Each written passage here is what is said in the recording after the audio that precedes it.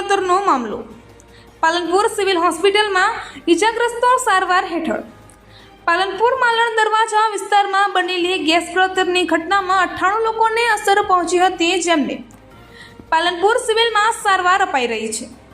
જ્યારે તંત્રએ તપાસનો ઘમઘમાટ હાથ ધર્યો છે। પોલીસ અને તંત્રની પ્રાથમિક તપાસમાં ભંગારના જે વેપારી હોય છે અને તેમાં કોઈ ભંગારના વેપારીના ગોડાઉનમાંથી આ ગેસ લીક થયો હોય તેવું પ્રાથમિક તપાસમાં બહાર આવ્યું છે અને આજુબાજુમાં રહેતા રાજીવ આવાસ યોજનાના લોકોને વધુ પ્રમાણમાં અસર થઈ છે। ત્યારે કલેક્ટર, એસપી અને તંત્રના તમામ અધિકારીઓ, પાલિકાની ટીમો અને જીપીસીબીની ટીમો પણ આ તપાસમાં કામે લાગી છે। પ્રાથમિક તપાસમાં કોઈ ભંગારના ગોડાઉનમાંથી એસિડિક ગેસ લીકેજ થયો હોય અને તેની અસર થઈ હોય તેવું બહાર આવ્યું છે। ત્યારે તંત્ર દ્વારા જીપીસીબીની મદદ લેવાઈ છે અને આ ગેસ ગળતરની મૂળ સુધી પહોંચવા માટેની પ્રક્રિયા હાથ ધરી છે।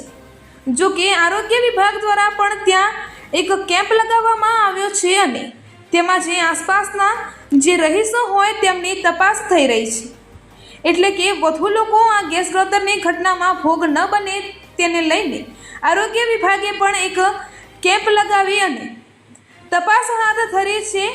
મહત્વની બાબત એ છે કે ઘટનાને 5 કલાક થયા છતાં હજુ સુધી તંત્ર ગેસ ગળતરના મૂળ મુદ્દા સુધી પહોંચી શક્યો નથી।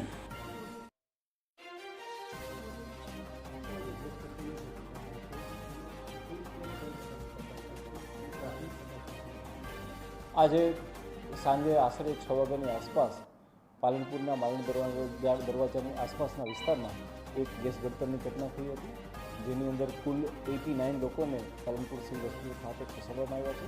તમામ લોકો જે છે એ હાલમાં અમારા દ્વારા અને કલેક્ટરશ્રી દ્વારા મુલાકાત કરવામાં આવી છે અને તમામ લોકો જે છે એ તમામ લોકોની પરિસ્થિતિ સારી છે। તમામ લોકોને ઓક્સિજન પૂરો પાડી અને એમને ખતરાથી બહાર કાઢી લેવામાં આવ્યા છે।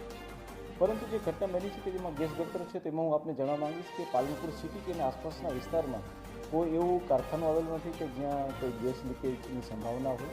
સાથે સાથે એવી કોઈ મોટી પાઇપલાઇન બી નથી જઈ રહી કે જેમાંથી ગેસ લીકેજની ઘટના થાય। પરંતુ જે વિસ્તારમાં આ ઘટના બનેલી છે તેની આસપાસ જે સ્ક્રેપના ડેલા કહેવાય, એટલે કે જે ભંગારના ડેલા કહેવાય, એવા 2 થી 4 ડેલા આવેલા છે।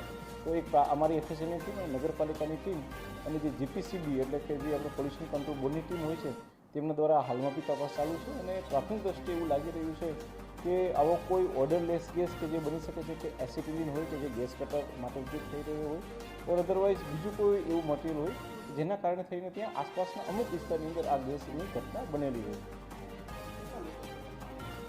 હાલમાં 89 લોકોને દાખલ કરવામાં આવેલા છે અને તમામ લોકોની પરિસ્થિતિ જે છે એ સારી છે।